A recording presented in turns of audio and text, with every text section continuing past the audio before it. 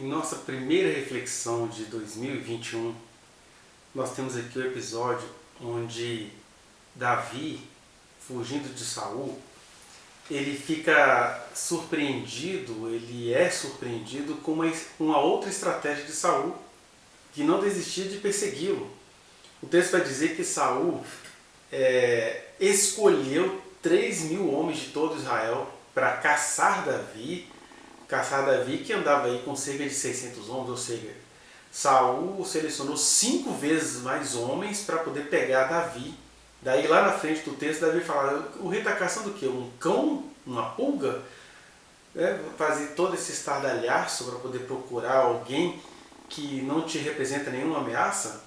E aí o texto vai dizer que enquanto Saul estava com esses 3.000 homens, eles chegaram numa caverna. Na verdade, ele estava procurando Davi no lugar onde tinha muitas cabras, que chama-se Engedi, que seria um lugar de muitas cabras monteses, né? Engedi, para ser mais preciso, vai significar fonte de cabras. Então, lá em Engedi, com lugares muito íngremes, se você já viu algum documentário sobre cabras monteses, sabe como que é isso, né? São lugares íngremes, difíceis de andar. E naquelas andanças com seus 3.000 homens contra Davi e seus 600 homens, Saul entra numa caverna e vai dizer o texto que ele agachou na caverna para aliviar o ventre, sem saber que no fundo dessa caverna estava Davi com alguns de seus homens. Eles estavam lá. E aí o texto vai dizer que enquanto o rei Saul fazia a sua caquinha, né, e Davi aguentando aquele cheiro de bosta de rei, né, você tem que imaginar que ele está dentro de uma caverna. Então o odor vai, né? Certamente para ele agachar e fazer as suas necessidades fisiológicas, ele deve ter deixado a roupa em algum lugar. O que o texto vai dizer é que o Davi chega furtivamente e arranca-lhe um manto com uma espada, arranca-lhe um pedaço do manto. Saul faz a sua caquinha e sai da caverna, até que quando ele já tomou a distância, Davi chega e diz, vive, ó rei, meu senhor! Olha, é certo que o Senhor hoje te colocou nas minhas mãos, mas eu não quis tocar no ungido do Senhor. Eu tinha de tudo para te matar e não quis fazer isso, sendo que era uma oportunidade me dada por Deus. Essa é a primeira coisa.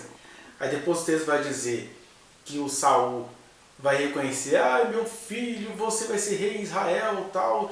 São duas partes que eu prefiro ler com você, porque nós temos aqui 2 ou 3 lições, na verdade 3 lições sobre esse episódio, onde o Davi tem a chance de matar Saul e não o mata, essa questão do ungido do Senhor e essa questão de Saul estar muito preocupado com a própria reputação, com instituir nome à sua família, aonde que a gente cai nisso, né? Então, quando Davi encontra com Saul e lhe arranca o pedaço de um manto, Davi vai dizer assim para o Saul, ó rei meu senhor. Olhando Saul para trás, inclinou-se Davi e fez reverência com o rosto em terra. Isso tudo está em 1 Samuel capítulo 24. Aí Davi vai dizer, os teus próprios olhos viram hoje que o Senhor te pôs em minhas mãos, nesta caverna, e alguns disseram que eu te matasse, porém a minha mão te poupou, porque disse, não estenderei a mão contra o meu Senhor, pois é um ungido de Deus. Olha, pois, meu pai, vê aqui a orla do teu manto na minha mão. No fato de haver eu cortado a orla do teu manto sem te matar, reconhece e vê que não há em mim nem mal nem rebeldia, e não pequei contra ti, ainda que andas à caça da minha vida. Primeira lição que a gente tem aqui é essa. Nem toda porta que Deus te abre é para você passar. É apenas para você discernir. Se você for olhar os vídeos que eu tenho gravado, inclusive vou deixar o último sobre essa questão do Davi e Saul aí para você acessar, você vai ver que de fato foi Deus quem colocou Saul no caminho de Davi para ele ser facilmente morto. Saul entrou na recâmara da morte, porque ele estava ali agachado, fazendo caca. Davi podia chegar ali e acabar com aquela festa.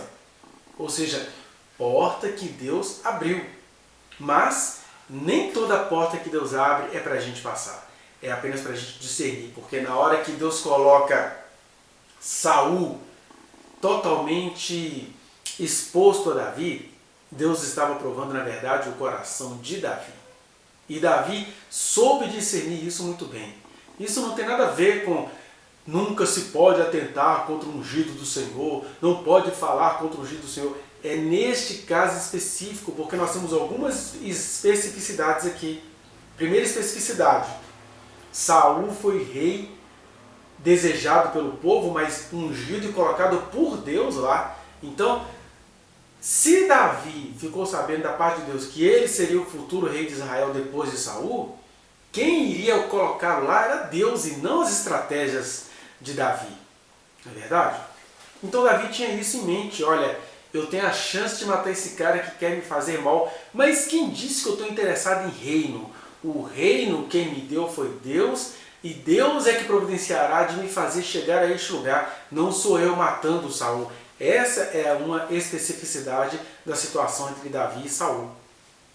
Segunda especificidade.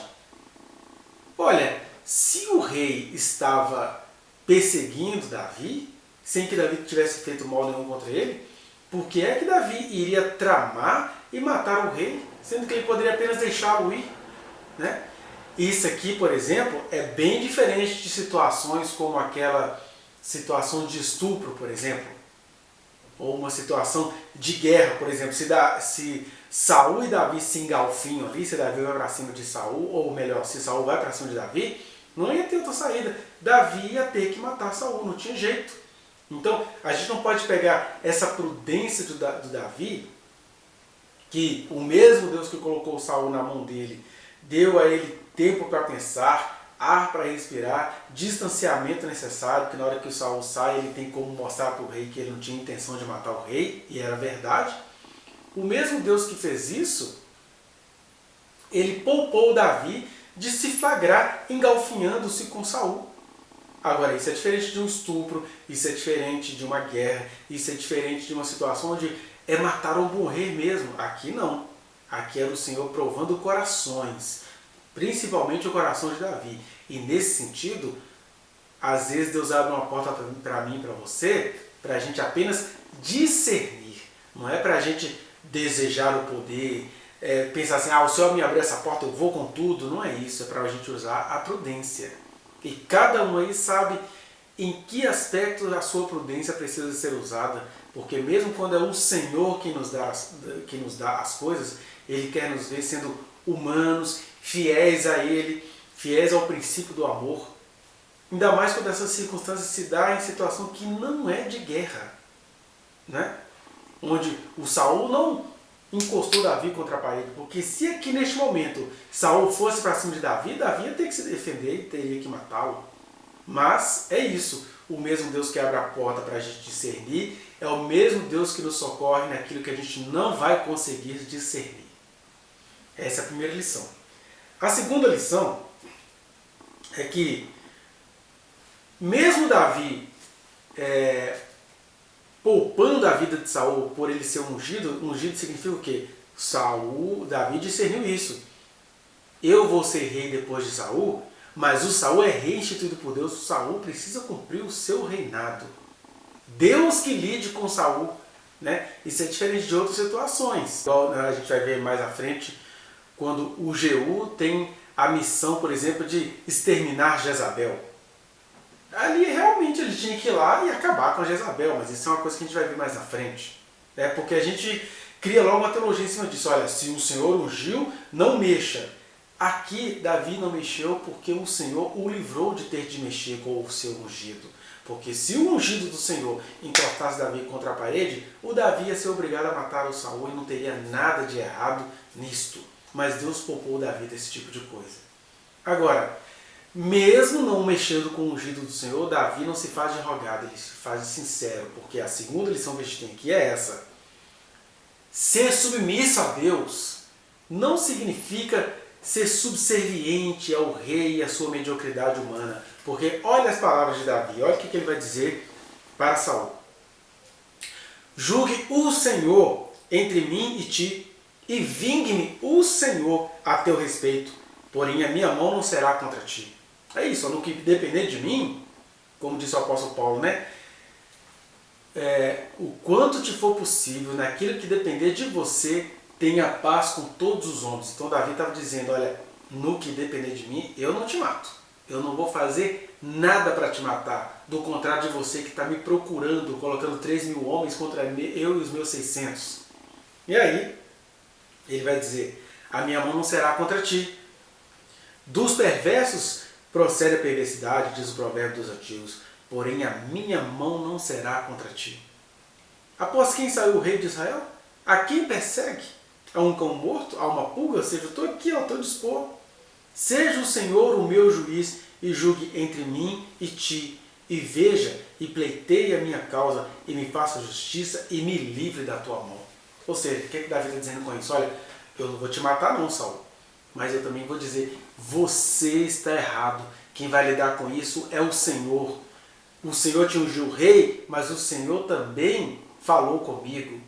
Eu não quero tomar reinado nenhum de você. Eu não estou aqui para poder te passar a perna. Mas isso que você está fazendo contra mim, sem eu te ter feito nada de errado, o Senhor que cuide disso. O Senhor vai te enfrentar. Ou seja, ele falou com o rei, sendo submisso a Deus. Ele enfrentou o rei no nome do Senhor. Esse é o limite entre você ter humanidade de não matar o ungido do Senhor e ao mesmo tempo não lhe ser subserviente. Davi soube fazer isso. E o Saul reconheceu, porque olha as palavras de Saul depois que Davi acaba de falar. Tendo Davi acabado de falar a Saul todas essas palavras, disse Saul: é isto a tua voz, meu filho Davi? E chorou Saul em voz alta. Você imagina o rei chorando? Davi! Aquela coisa toda, né? Disse a Davi: mais justo és do que eu, pois tu me recompensaste com bem, e eu te paguei com mal. Mostraste hoje que me fizeste bem, pois o Senhor me havia posto em tuas mãos, e tu não me mataste. Porque quem há que, encontrando o inimigo, o deixa ir por um bom caminho? O Senhor, pois, te pague com bem pelo que hoje me fizeste. Agora, pois, tenho certeza de que serás rei. Olha a alucinação de Saul, o pavor de que Davi fosse o rei. Agora, pois, tenho certeza de que serás rei. E de que o reino de Israel há de ser firme na tua mão. Portanto, jura-me pelo Senhor que não eliminarás a minha descendência, nem desfarás o meu nome da casa do meu pai. Aí o Davi prometeu, e esse foi para sua casa, porém Davi e os seus homens subiram ao lugar seguro. Mas olha o que temos aí.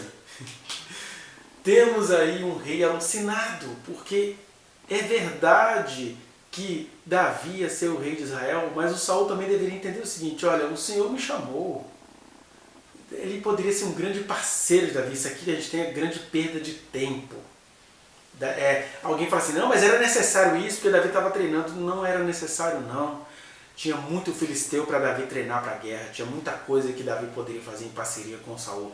É que a inveja é essa desgraça mesmo. Ela seca, mata, atrapalha. E o Saul, que poderia ter sido um bom rei de Israel, reconciliando-se com o Senhor, ele simplesmente elege Davi como inimigo, com o filisteu, com tanta coisa lá para ele resolver. Ele elege Davi como inimigo. Ele também atentando contra o ungido do Senhor. Né? É um ungido do Senhor atentando contra o outro. Então a primeira coisa que a gente precisa compreender é isso. A gente não pode cristalizar essa doutrina do ungido do Senhor. A gente tem de ver a especificidade da história. Por exemplo, a gente faz isso muito, né? A gente dá aquela turbinada naquela frase de que toda autoridade foi instituída por Deus. Olha, autoridades instituídas por Deus é no sentido de que Deus está nas escolhas humanas. Deus é que concedeu pessoas para elaborarem leis com a finalidade coletiva. A autoridade que a gente tem aqui, elas são mais instituições do que pessoas. Nós temos o poder, no caso do Brasil, o legislativo, o judiciário, o executivo. Aí a gente faz o quê? A gente concentra tudo na autoridade do presidente e aí a gente deixa o presidente fazer o que quer.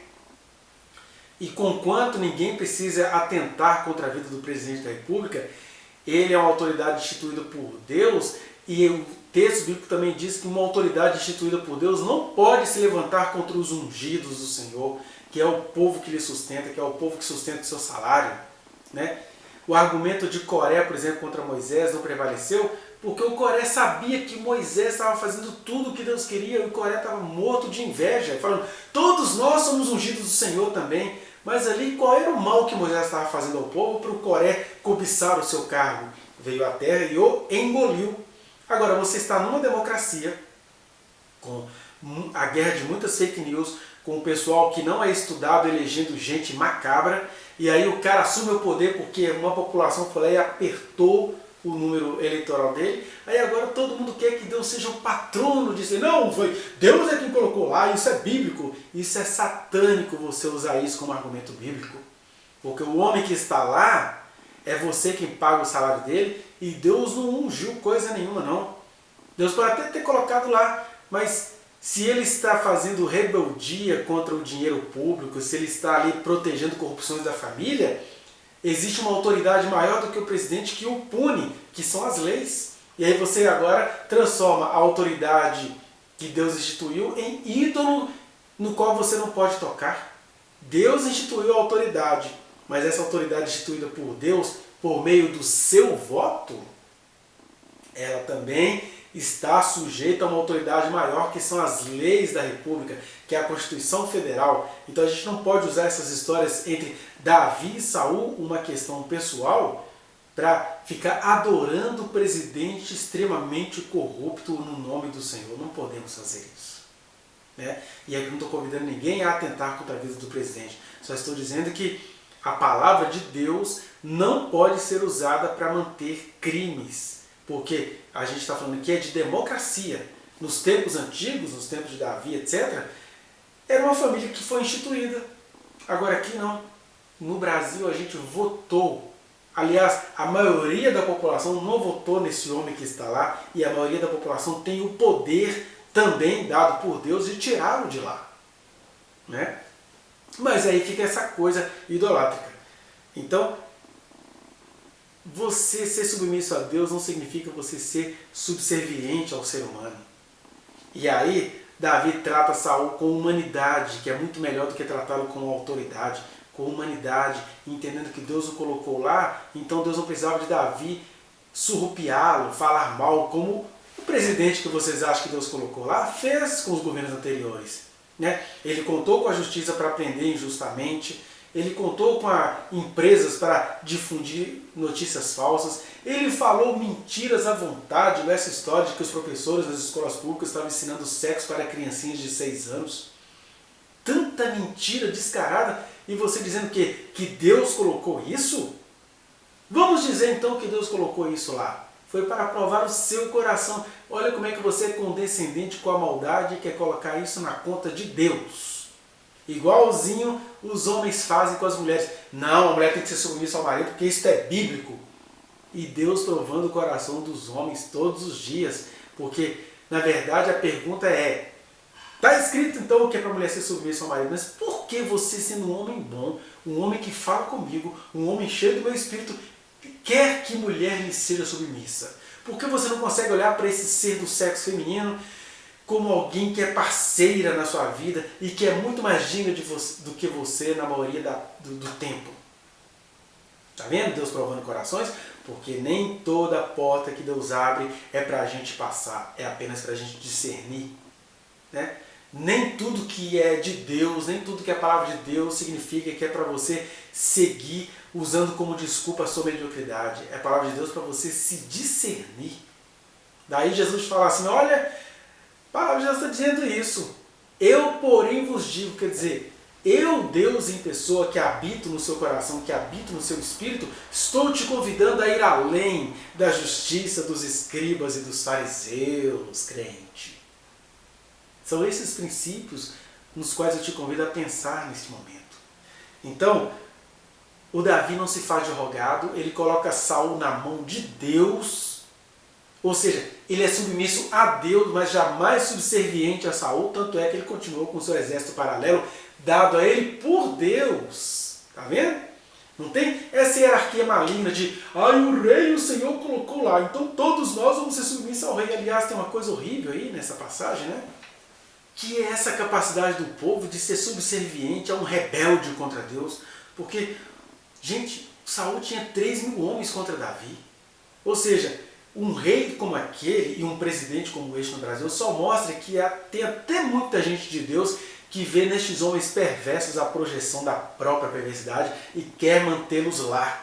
Porque qual é a maldade que Davi fez contra Saul? Por que esse povo se alimentava disso? Por que esse povo não ajudava Saul a voltar ao arrependimento? Por que essa subserviência com essa desculpa de que Saul era o ungido do Senhor? Porque essa frase saída da boca de Davi, ela é muito bem-vinda, porque Davi a utilizava com todo o discernimento que ele precisava ter para esta situação. Agora, esta frase dita por um povo que estava passando pano para as loucuras de Saul, isso chega a ser blasfêmia. É como alguém chegar assim, não, deixa o presidente, Deus o colocou lá, o que tem se ele está matando? O que tem se ele não quer comprar remédio para vacina? O que tem se ele...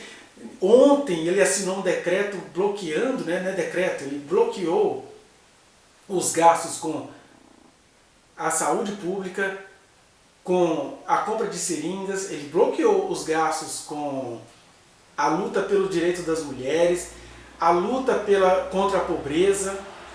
E aí ele soltou gastos com o quê?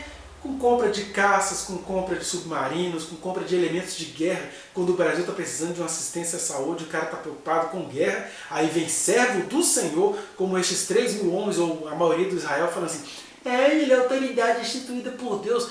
Vai querer vergonha na cara, só. O sangue de Jesus tem poder contra quem fica falando essas coisas.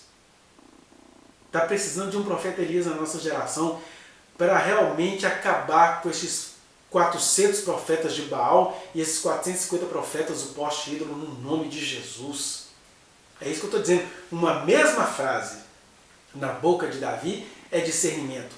Na boca da população é todo mundo lambendo os barcos de Satanás. É isso mesmo, não tem outra frase.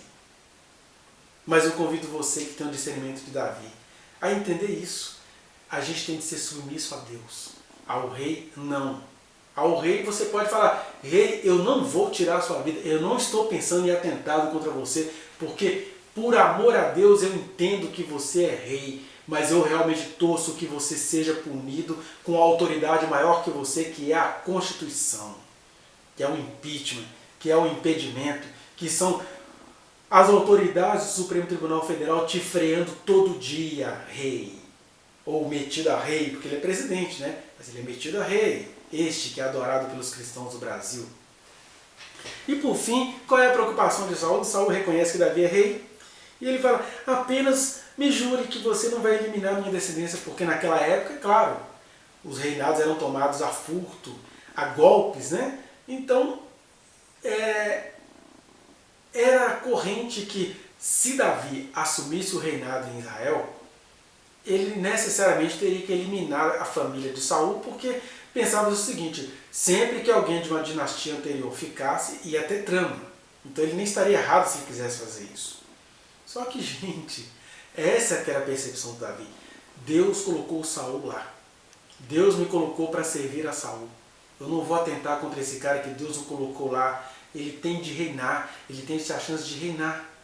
Embora ele esteja usando o reinado dele todinho para me afrontar, mas ele que se veja com Deus que me colocou na frente dele. Está vendo que a gente tem de ter as percepções corretas para as circunstâncias corretas? Que isso não tem nada a ver com subserviência, com esse princípio da autoridade tanto pregado por aí nas igrejas, que faz você encobrir crimes hediondos de líderes em nome de Deus. Isso é errado. Você também é pecador, você é cúmplice disso, né? Então, Saul tinha essa preocupação, mas o Davi chega para ele e diz, não, tudo bem, esse é o problema? Não, vai em paz, porque no final das contas, acerca da família de Saul, era Deus quem iria tratar, conforme a gente vai ver nos demais capítulos do livro. Mas fique com essas 2 ou 3 lições. A primeira, nem toda porta que Deus abre é para você passar. É para você discernir, sobretudo, o seu coração, como Davi conseguiu discernir. Segundo, Ser subserviente a Deus não tem nada a ver com ser bajulador de gente perversa, ainda que colocada em nome de Deus. E terceiro, cuidado, que alguém que o povo quer que seja ungido do Senhor, só está sendo mesmo ungido de acordo com a sua consciência pervertida. Você é pervertido e quer que o pervertido fique lá, atentando contra mulheres, atentando contra pretos, atentando contra a saúde do país, cuidando apenas da sua própria campanha, montando a sua própria milícia com o seu dinheiro. Isso está errado. Todos nós podemos ser submissos às autoridades constituídas nesse país, que são 3 poderes, tá? Legislativo, executivo e judiciário. E botar esse presidente que você acha que Deus colocou lá, colocá-lo na mão do Senhor. Não é ser subserviente a toda a maldade que esse homem tem feito, não. Você não é contra a corrupção? Por que agora você não se levanta contra a corrupção deste, só porque você acha que ele foi colocado lá pelo Senhor? Ele foi colocado lá pelo voto que você apertou. Ah, mas foi Deus quem fez todo mundo votar. Deus fez todo mundo votar igual ele fez com Davi. Ele abriu uma porta e está provando o coração de todo mundo. E todo mundo está se revelando bem perversinho diante de Deus. E todo mundo que votou e agora quer colocar isso na conta de Deus, vai pagar um preço muito caro. Mas todo aquele que entendeu o que eu estou falando aqui, ainda tem tempo de se arrepender.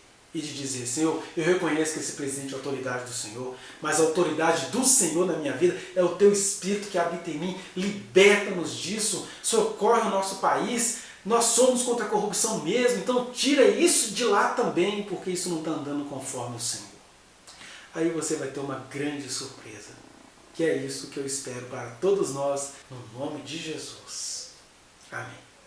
Eu te convido, se essa mensagem está te fazendo algum bem, que você dê o seu like, você compartilhe, espalhe as coisas boas, que você entre neste canal, visite a playlist aí de 1º e 2º Samuel, onde estão todos esses vídeos meditativos, e aperte o sininho para você receber as notificações, que a gente tem postado vídeos sobre o Evangelho Eterno de Jesus constantemente.